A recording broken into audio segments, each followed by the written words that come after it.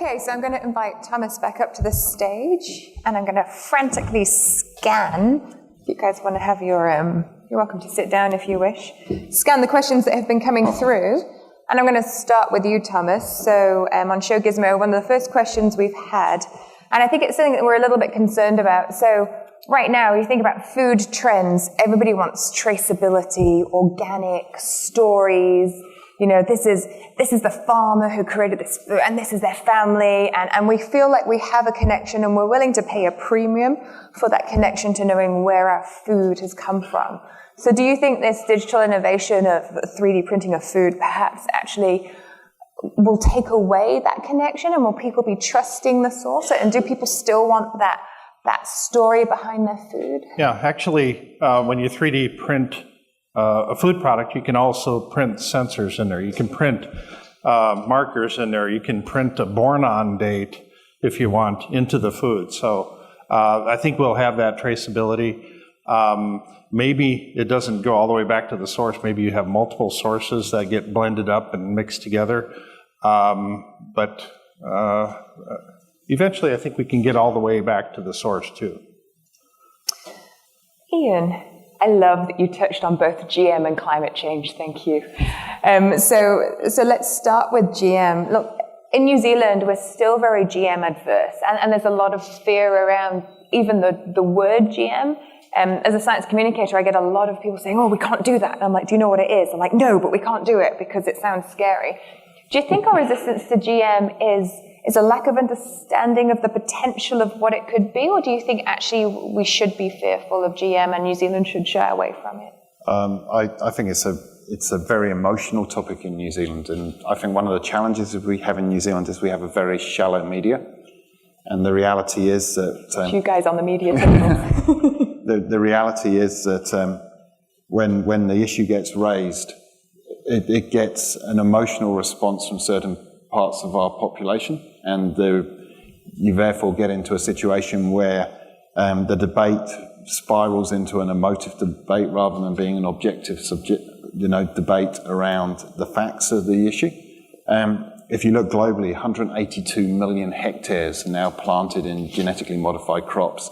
The cat is out of the bag. The European Union have just changed their rules, so it's going to become part of our global food supply. There's no question about that. The reality, though, is for New Zealand, we need to do the thing that is right for us in terms of maximising the return we extract, and the right thing as a community so we feel comfortable. Because, again, the story we weave around something is more valuable than purely the necessary uptick in production. So I'm a believer that actually what New Zealand needs to do is grow up and have a very mature conversation about this issue where everybody accepts that we won't agree with each other, but let's actually try and do what's best for New Zealand. Thomas, you talked about underground farms and vertical farming and light LED lamps and artificial lights for vertical farming. Do you know if anybody's done the calculations on the energy consumption and the energy costs that it might take to move our farming away from open sunlight to almost modified internal environments to create the same thing? And so is it a cost-benefit analysis? Is it actually worth trying to do indoor farming? The idea behind the vertical farming, whether it's a silo above ground or a hole in the ground, is to control the environment. So there's lots of risks that farmers will take on by having everything exposed to the weather, the elements, and that's a giant variable that they're not able to control. So there's a huge benefit in being able to control that environment. But as far as doing the overall cost analysis, we haven't done that yet. But being able to produce crops 3 to 4 times a year, 365 days a year, controlling that environment, being able to channel sunlight in there through a number of different receptors that can, fiber optics, whatever, to go down there. Overall, I'm guessing it will turn out to be cheaper to grow crops underground than on the surface. That's my speculation at this point. Ian, you talked about not selling to the average, and you talked about actually we need to concentrate on niches, and there are markets, and we need to think of who our consumer is.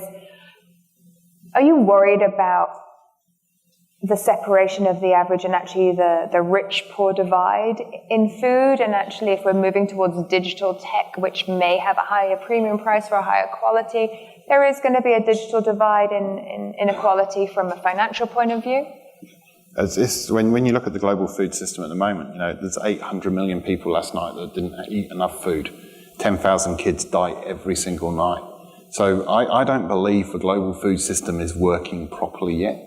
I think there is a need for every organisation within the primary sector. We can't feed the world, but we can make a contribution towards actually helping to eliminate hunger. And I think until we actually eliminate hunger, we're not going to eliminate a lot of the other social and political challenges we have in the world. You go back not too far through history, the challenges we're now facing in Syria and the whole rise of IS come from a drought in that country in 2007. So the reality is we need, as leaders in the food sector, to work out where we have a role to play in making a contribution to help feed the world, but we can't feed it ourselves. But I've been talking to organisations about, is there an opportunity for you to second some of your young people to go and use their skills and talents to help solve some of these problems? I think we need creative solutions that therefore ensure that we focus on who we can feed, but it doesn't mean we ignore the rest. Okay. Thomas. I love these questions coming in through you. Okay, so at the beginning of your talk, you did this bell curve, and you said, where are we? So we're going to make you commit now. Agriculture, you look at the fact that in 1,000 years' time, all the industries that we know will not exist. So where do you think agriculture is on the bell curve right now? And do you think we're at the tail end? Or, what are your opinions on that? I think agriculture is on the verge of becoming a new industry. I think the way agriculture is going to be done in the future is going to be vastly different than the way it has been in the past. And so I see this as being on the beginning of a new bell curve. And I find that to be inspiring and scary all at the same time, but I think we're just getting started in something, this big unknown territory out there. Yeah, I would almost suggest that we're moving towards having there's going to be two parts to agriculture. There's going to be a traditional natural protein part that will meet a demand, and then there will be a whole new area of, novel food products and novel solutions that, we're only starting to envisage what they will be, and the fact that, what we've eaten traditionally will be very different to what we ate 50 years ago, and what we eat in 50 years will be incredibly different as well. Yeah, one of the comments I always make when people tell me they're a vegetarian, I tell them that really all they're doing is they're discriminating against the size of the animal that they're willing to eat, because we have micro-sized animals flying into our mouth all the time. So if that's the distinction you want to make, that's fine. I've seen a fly eating flies. Hold on, there's an insect thing we haven't even talked about here. Okay, Ian, for you, look, you mentioned GM crops and then you mentioned climate change. And let's talk a little bit about how we think the world might change due to regional climate change. And so there's going to be areas that are going to struggle to grow crops that they currently grow. So what do you think from an international demand point of view? Actually, the food system is going to change based on climate change? Are we going to see pockets of change in regions, or do you think we're just going to keep doing it the way we do it? I think if people continue to think they're just going to be able to keep doing what they've been doing, then that will effectively put them into a position where they will find themselves unable to operate or uneconomic in doing what they're doing. So to me, being aware of how climate evolves is going to be an important part of assessing when and where to make the right investments into how you evolve your farming system. We've been doing quite a bit of work in Australia recently, and there's tracts of Australia that will probably become unproductive with climate change, but there's other parts of the continent that will have new opportunities and new emerging opportunities. So it's actually ensuring that you have that strategic vision of change and then being prepared to invest ahead of the curve rather than waiting until your business has been adversely impacted by the change, and it's probably too late at that point. So Thomas, you talked about these cool, 3D, the sensors, so we can use nano inks to print sensors onto temporary tattoo backs and actually create sensors to measure some of our stats as people, right? Things that we never knew were glucose levels if you're diabetic, for example. So as consumers, we now have the potential very shortly to get a lot more information about ourselves that we don't know. Anybody who's got a Fitbit right now is depressed at how little they sleep and how little they walk, right? But having data about yourself is really useful if there's then something you can do about it. Just checking how many steps I did in the presentation. Are you at 10,000 yet? No, not quite. Keep pacing. And then you talked about, Ian, the fact that food is not for the average consumer, and actually we can personalize medicine, personalize data, and then perhaps personalize food. What I haven't seen in both of these two regions is somebody in the middle saying, this food type can help reduce the risk of this type of cancer with the antioxidants, or this. And so do you see anywhere in the middle that's actually taking the biological sensors that are now giving you personalized information and the food personalization and actually saying we can help reduce disease or effects because of that? There's a professor at the University of Glasgow in Scotland who's working on a project to use 3D printers to print all of our pharmaceutical drugs. And this is real interesting because if you go into a doctor has the ability to prescribe medicine for you, usually at a dosage of like 200 milligrams or 400 milligrams, when the ideal dosage for you might be 127 milligrams or 346 milligrams. We don't have the ability to work with that level of precision today. So when we look at this whole spectrum of water that's out there, we know that polluted water is bad for us. We also know if we distill water and take everything out of it, that it's less than optimal. So we know that there's probably in the middle some perfect water for us as an individual.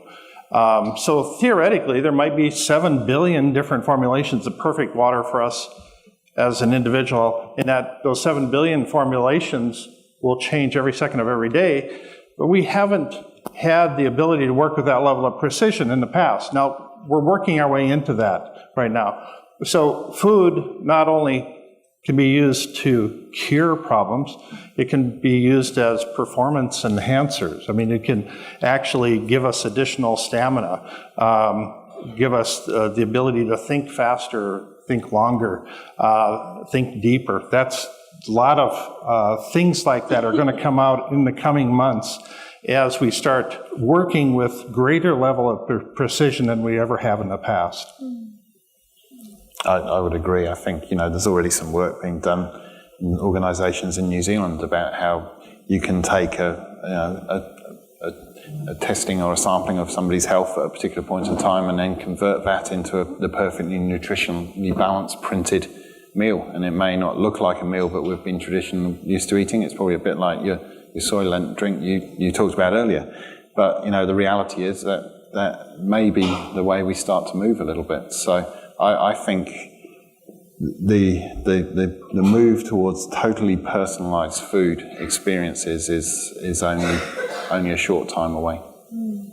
And so from a marketing point of view, I guess we have to be a little bit, I'm concerned as a scientist, right, that we don't just get nutritionally made for you food, right? We've got sports drinks out there, right? Isotonic, and you're like, it's just full of sugar. It's actually not that great for you. You're probably not going to run that much faster. And that's why I say, our role for New Zealand is maybe different.